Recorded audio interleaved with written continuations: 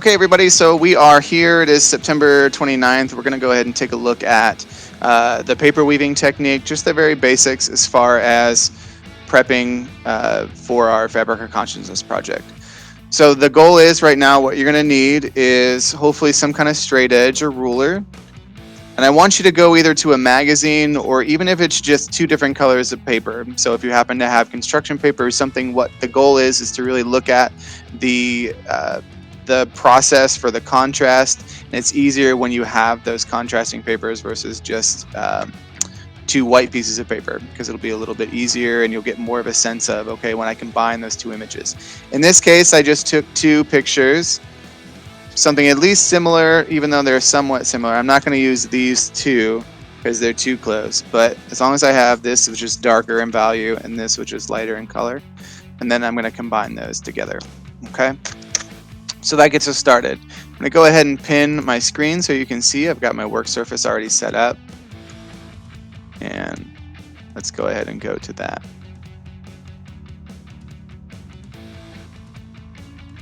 All right. There we go. All right, so now that I got, the one thing I'm also going to suggest is that you have your cutting mat ready. And hopefully we should be able to get it done without necessarily having any kind of pencil or something to have a mark, but you do have to be pretty careful. The goal really is for us is to make pretty consistent cuts, and at least having a mat or having your ruler, something in which we can mark those pages, because ultimately you're going to get to that point to where you have your final piece, which are pictures. And so when you have those pictures printed out, you might even want to consider having multiple pictures. So then that way, in case you screw up or have an issue with one, we'll do that. You know what, I'm actually going to end up bringing in this image. I think that's a little bit better. Okay. So we start off with that piece, and if we notice, depending on where you have it at, the goal is in this first page, so this is the page that we're going to actually be weaving our paper into. Now, if you notice, if I were to cut here, vertical lines, right? Remember that we have to weave, and weaving means that we then have to have things that are horizontal. If I were to cut straight lines in this and straight lines in that, and then I got to flip this, well, now this design. So you want to consider the orientation of your page. Now remember with the Roman DD pieces that we look at, just bring it in for an example. So with that artist, he uses two images that are vertical or in portrait mode. And so as he brings them together, you'll notice, right, you'll see that figure that's in the background. In this case, remember, he's using the contrast of the reds versus those greens. So make sure that when we have those images and those color choices that you're using when you desaturate, that brings in something a little extra for you. Okay. So I've got my X-Acto knife ready to go. So you might use a kitchen knife or a paring knife or something if you have it. But big thing is, watch the digits, okay? So I'm going to use about every ½ inch. So in this case, I've got my cutting board and I see ½ inches are here. So here, here, here, here, and here. I don't want to go too wide, because then I'm going to have these extras. So doing a ½ inch is actually helpful.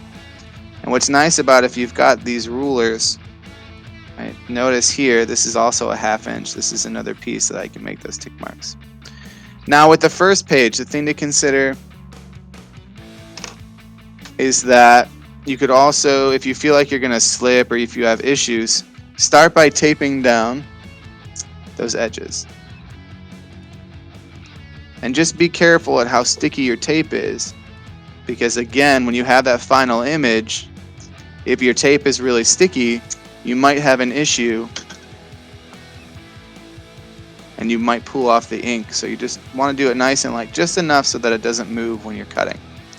Okay, here's the big thing, and I'm only going to do this for the sake of the video, but I'm not going to do this on my final image.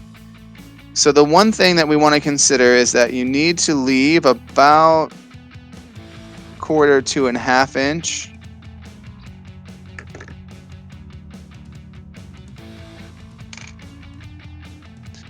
of room where you're not going to cut into. And there's a couple different ways you could do it. If you put a piece of paper under, or if you have a visual marker or something, I know that I'm not going to cut past that line, okay? Because we want to have a place. If you cut all the way, it's just going to get a little bit harder for when you're weaving your paper through. Okay. So the goal is now we're going to, every ½ inch, we're going to cut our vertical lines. So I'm just going to go in here, go down to my mark.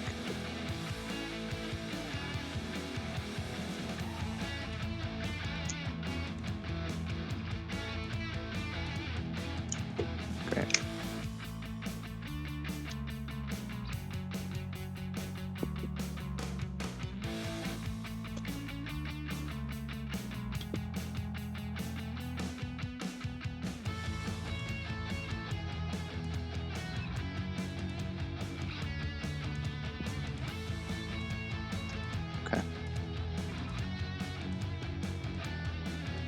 I'm just going to take it, and remember, I'm not cutting all the way up to the top, coming about that ½ inch to a ¼ inch down. I'm just following my ruler until I get down to that bottom point here, and I cut. And so now you have that opening of your first piece. Now this is where it gets tricky. You have to be careful because it's going to,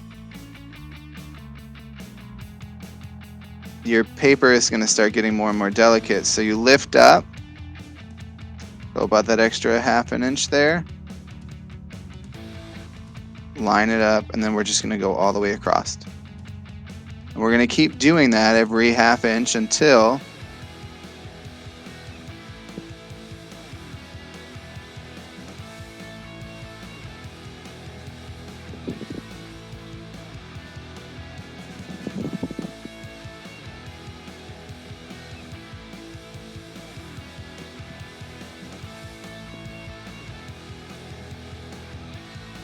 we get all the way to the right.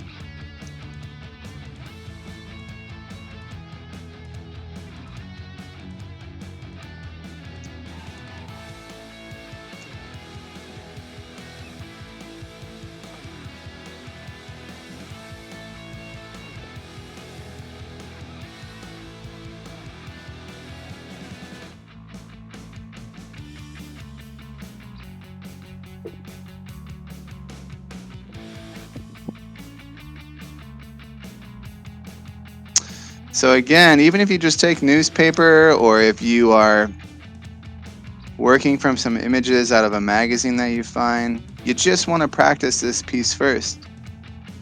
The other suggestion I'll make is to just print out your images as well. Just do black and white on some computer paper, and then you can practice it.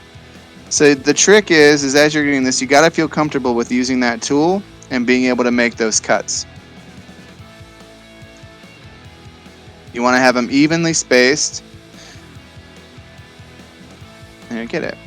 Okay, so there we go. We've got it set up. We're pretty good. Now, if I were to take this, you can see, right? Now I've got all my different pieces in there.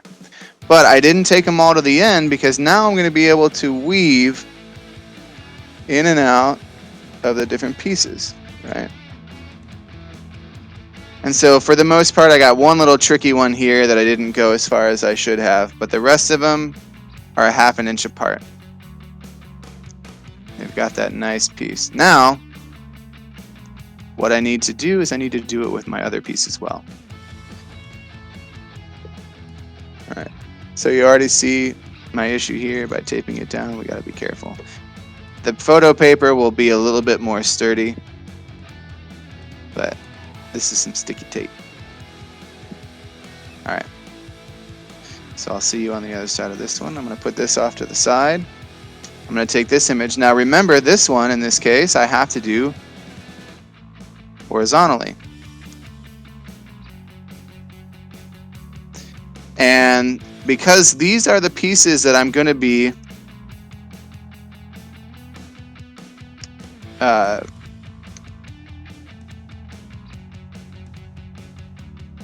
because this is what I will be weaving, we actually want to cut all the way through. So again, because this is what we are weaving in, we want to cut these all the way through. So again, we're going to go every ½ inch as we go across.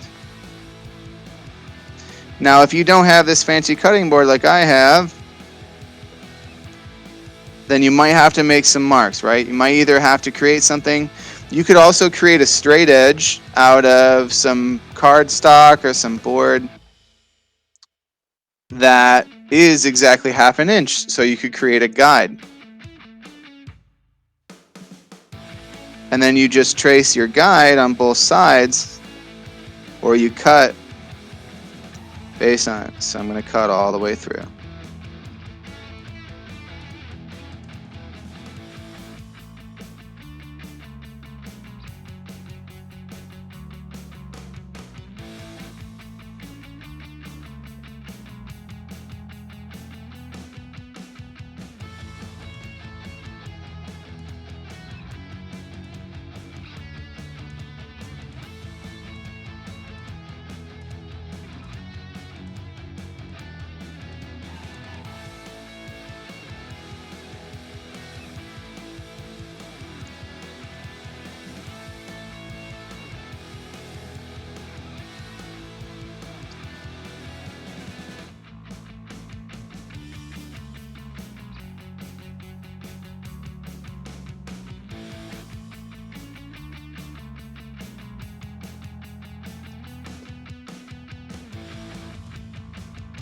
Now just be careful, so then that way as you're cutting, this is exactly what I was hoping not to. You got to keep pressure on it.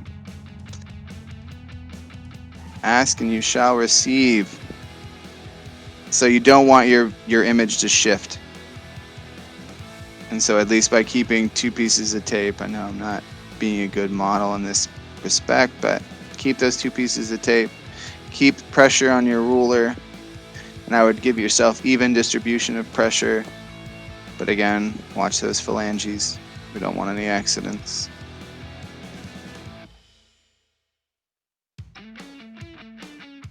Good. Okay, almost there. Good. Some sense, right? It could be a little zen. Some cases, maybe you're just so nervous, but we don't want that to happen. You'll be fine. Keep it up.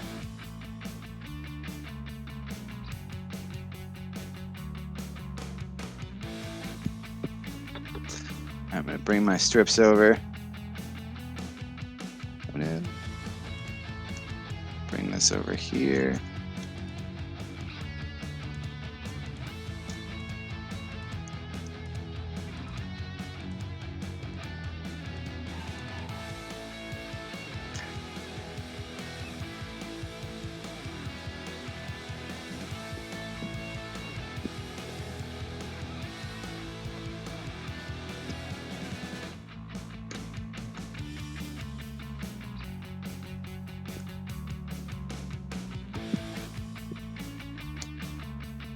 Okay. Awesome. So now that I've got those strips, I'm going to bring back my original image here, and I've got the other one, and I'm going to start weaving it in. And so the goal is I'm going to start from the top.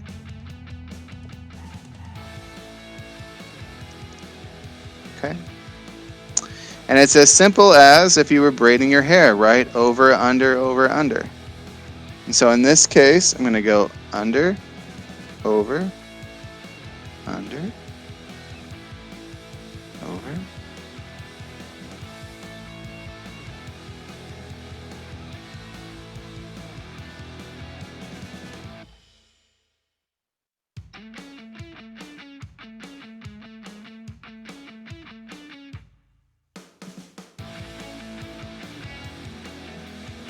And hopefully by the time I get to that end, I'm going to have that first image. Now that goal is we're going to be spacing it out, and it's going to look, you're going to extend that image a little bit.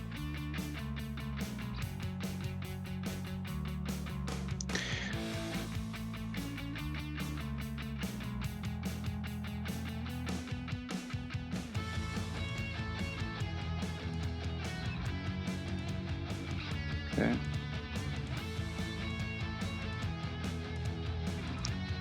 So in this case, you need to alternate your patterns.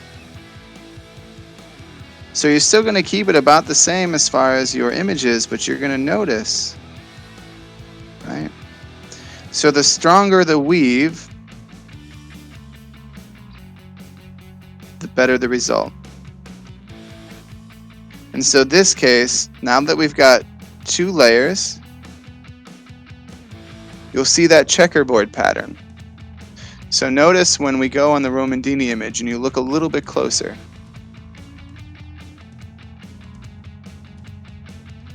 Right, so see how it alternates. So in this case, they went under, over, under, over. And here, they went, right, under, over, under, over. So you get that checkerboard effect. So that translates into, when you go back to our workspace, right? So in this case, if I went, this was over, I went under, over, over, under, over, under. This I went under, over, under, over. And you can place it out, you can be closer, that's going to be up to you. But because our pages were the same size, and this is the other piece you need to consider, because you're going to have 2 images that are 8 by 10. And so when I cut this image so that it was, it sits in this way, and we see those patterns start to emerge. So I'm just going to go ahead and continue. So this time, since I went under, over, I need to go over, under. And it's going to become a process. So you need to be careful. You can work from the back, work from the front. And as you start putting in more layers, it is going to start feeling more rigid because you're basically bringing this paste back in. You're going to feel the fabric, right? The weave of your paper start coming in. So there you go. Kind of maneuver and manipulate and get it there. So that is the basic grid method of paper weaving. Now the advantage of doing something like this, right? And then the final piece is when we get done, we're going to kind of move and manipulate and make sure that we're set and we feel pretty good. Then you can go back in, and once you get it set, you can play with gluing down your edges, cleaning things up, doing what you want to do. But again, it's about concept, combining the digital and the traditional.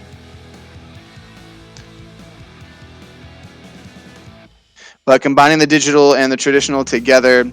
So just think about that triangle, right? At the top sits our concept. We've got to think about those ideas. And maybe you take a bunch of images and that comes to light and that's your inspiration. Or you need to think about, okay, well, maybe what's my color palette? Maybe I need to start off with something like Romandini where I figure out 2 of my colors. 2 of my colors might think about mood or tone, because remember color theory. We talked about that a little bit last week, so you can review those slides. What does it mean to you? What are the images that I'm trying to achieve? And maybe from those, maybe leads to me to think about the tone or the feeling I want to get from these images. That leads me to the images themselves. And then you can start, well, I know that I have to start writing about it, so just talk to yourself about what that idea could be. And that'll be the basis for that artist statement, because ultimately, we're going to get to that point. So we have the paper weaving piece. Hopefully you got that good start. And that is that. We'll end up mounting them together. We'll put it on some either black or white, depending on what the colors look like. and we'll be able to display them. So I look forward to it. And even for those of you that are in virtual land, let's take that good picture of them, or even feel like dropping them off to campus and I'll show them all together. I'd love to be able to do that. But otherwise, that is what I have for you today.